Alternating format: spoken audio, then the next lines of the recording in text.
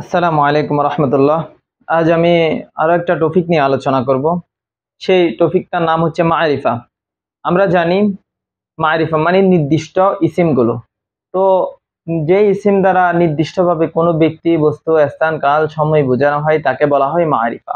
তো আজ আমরা জানবো মারিফা এর প্রকার, আল আকসামুল মারিফা। আমরা জানি মারিফা হচ্ছে 7 প্রকার। মারিফ হচ্ছে কয় প্রকার? 7 প্রকার। সেই 7 প্রকার আমি বিস্তারিতভাবে আলোচনা করব। সর্বপ্রথম প্রকারের নাম হচ্ছে দমির। দমির মানে সর্বনাম। আমরা ইংলিশে পড়েছি নাউন প্রনাউন, মানে নাউনের পরিবর্তে যে শব্দটা ইউজ হবে তাকে বলা হয় সর্বনাম, প্রনাউন বলে। যেমন এই সর্বনামগুলোকে বলা হয় আরবিতে দমির। যেমন হুয়া হুমা হুম, হিয়া হুমা হুন্না, আনতা আনতুমা আনতুম, আনতি আনতুমা আনতুন্না, আনা নাহনু। এই দমিরগুলো নিয়ে আমি আরো একটা ভিডিও দিয়েছিলাম, যে দমিরকে আমি 2 ভাগে ভাগ করেছিলাম। একটা হচ্ছে মুত্তাসিল, একটা হচ্ছে মুনফাসিল।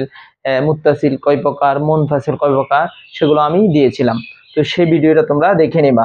তো সর্বপ্রথম মারিফা কোনগুলো হবে? দমির যদি হয় সেগুলো সবগুলো হবে মারিফা।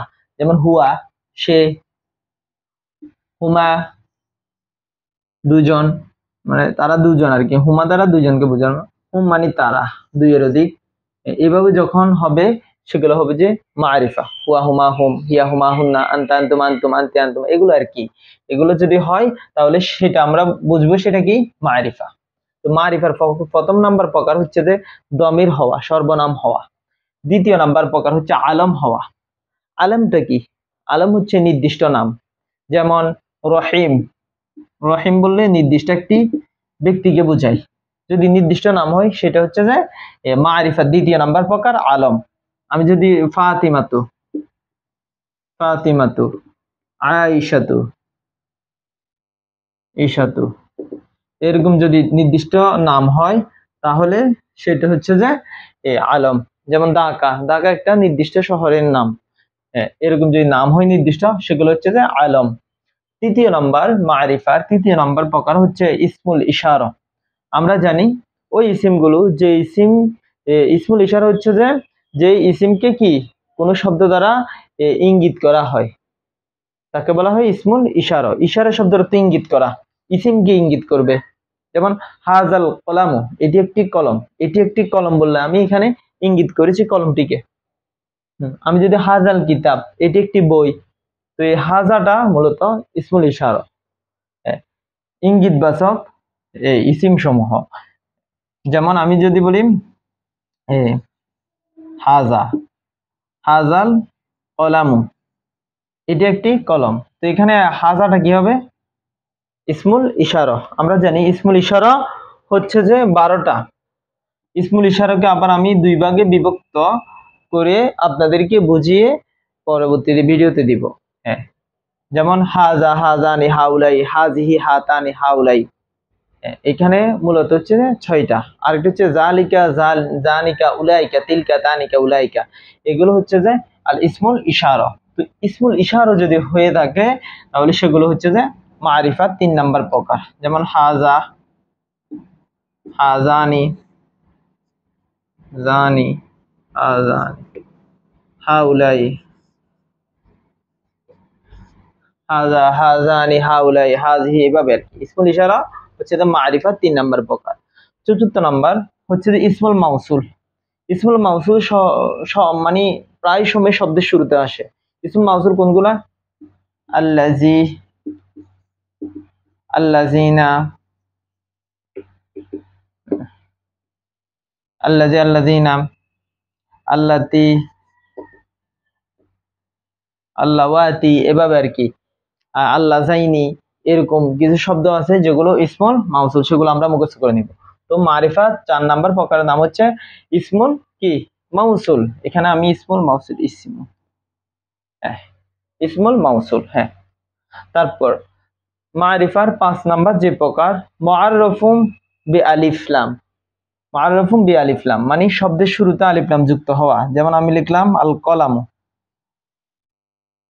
আমি যখন লিখলাম আল কলামু, এই শব্দের শুরুতে আলিফ লাম যুক্ত যে হয়েছে, এটাকে বলে মুআররাফুম বি আলিফ লাম। ঠিক আছে। তারপর হচ্ছে যে আমি যখন লিখলাম আল কিতাবু বইটি, তাহলে শব্দ শুরুতে আলিফ লাম, এটা হলো মুআররাফুন বিআলিফ লাম।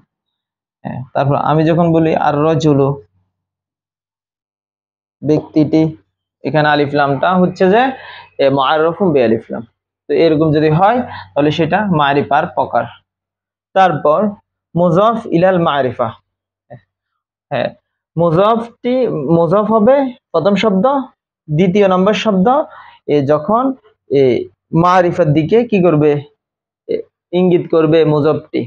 যেমন দুইটা নাম একসাথে হওয়া আর কি, যেমন বাইতুল্লাহ, বাইতুল্লাহ